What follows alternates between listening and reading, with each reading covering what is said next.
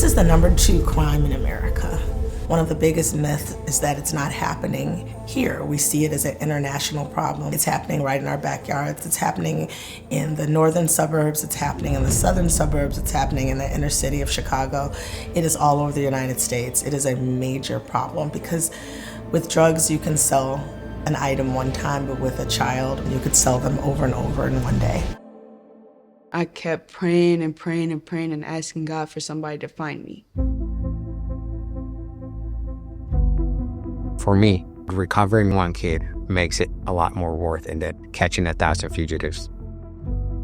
And we believe that one of the first important things when you recover a kid is actually like kind of the first impression. You know, you want to make sure they know they're not a bad guy. You know, they're not in trouble. We're actually caring for them. So, you know, we started working like how can we come up with a system that is going to help them? When law enforcement or the hospital or whoever it is recovers a child, the crisis response team are the first ones who go to wherever that child is. And we're not in uniform. We're not medical. We're not law enforcement. We come in there dressed like this. We are that child's first point of contact with Reclaim13. Typically, it happens in a hospital. They've called us, we get our team together, we go. One of us will stay out with law enforcement and try to figure out what was the situation.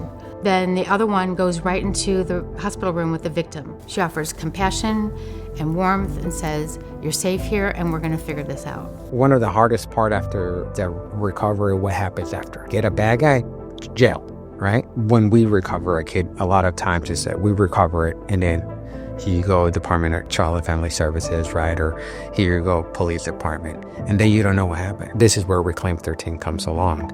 We work in aftercare, and since we work in aftercare, then what we ensure is that the kiddos that are recovered are going to be in a safe place, that we make sure legally they will not go back to the place where they were trafficked or abused in the first place. That is what I love about the interdisciplinary collaboration with law enforcement, is that we're both after that and we make sure it's done on our side and they make sure it's done on their side, that that child does not go back to their trafficker. When we first go to a hospital and we are introduced to a kid, you can tell that they have been through hell. So I know that they've physically been abused, but it's more so, even than that, they just have this look in their eyes that they're just, I think they feel hopeless. We didn't know where she was. I think there was even a question of had she been murdered or she died or something. You know, we're looking at dental records and wondering, is this one of our girls? And so it was kind of devastating. Once they brought the case to me, I decided I'm 100% gonna try to get it. You know, they helped me out and they help all these girls. I'm gonna do the same for them. A lot of these juveniles, they have a very small footprint in commercial databases. It is very hard. It's a lot of investigation, interviews, you know, you get a little breadcrumbs, you get something out there. It was a hard case because there was really no real intel, but just like little here and there, you know, like they might be here, she might be there, she might be under this name. So we knew we had something when we found that she was going by a different name. Once we found that she was going by a different name, then we kind of focus on that name. This one changed her birthday, but you know, not the dates per se, just the year. Now we have something. We have an actual name and a possible birthday, right? So then we started working on that name, you know, and see our angles. And little by little, we discovered we had an address. It's always an urgency because you never know if this kid's being trafficked or they're being abused, right? You never know. You want to recover them as fast as possible, right? But you have to do it right where nobody else gets hurt. So we had local police department with us. The idea was that the officer was going to show her something in the computer. They did that while I was on the side. I was just near in case she ran away, because before she ran from the marshal service, the moment when we saw her, you can see that she was not going to run. She just looked tired. She looked like not well. You could see that she needed help for sure. So I call her by her real name.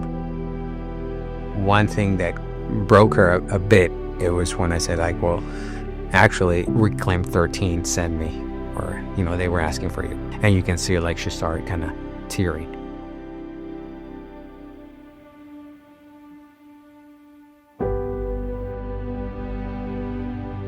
And he said that I'm Carson. And I looked at him like, I'm what? I'm who?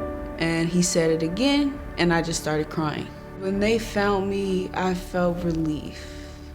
While I was on the run, I was going through a miscarriage, abuse. I kept praying and praying and praying and asking God for somebody to find me. Because in that moment, what I was going through, I was close to committing suicide. It felt good coming back because I know I'm safe. That I have people here that really care about me and truly love me. It's like family here. 1, 2, 3. I don't think that they are prepared for the amount of love that they are going to feel when they walk in that door. You go there and you feel like there was so much good in the air, so much love, so much care in this facility that all the girls feel like that. They change, you can see their glow, completely different. They're actually being treated how they should be treated.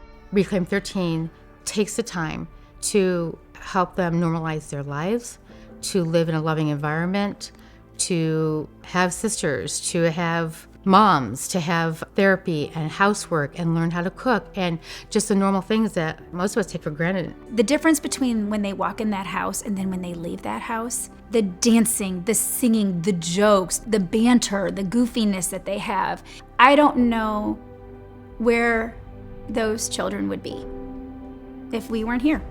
I would be going to the Coast Guard. I want to become a detective to help girls like me. 18 doesn't mean, okay, you're out on your own. 18 just means the next level for her. She's always going to remember that she's loved and that she has a purpose and she has a destiny. When we learn about Reclaim13, that was almost our first to go. Like every time we recover a kid, we would call Reclaim13, is there something you can do? They only have a limited bed space for these kids. If Reclaim13 had more resources, I believe that they would have the ability to impact more children, and assist more law enforcement.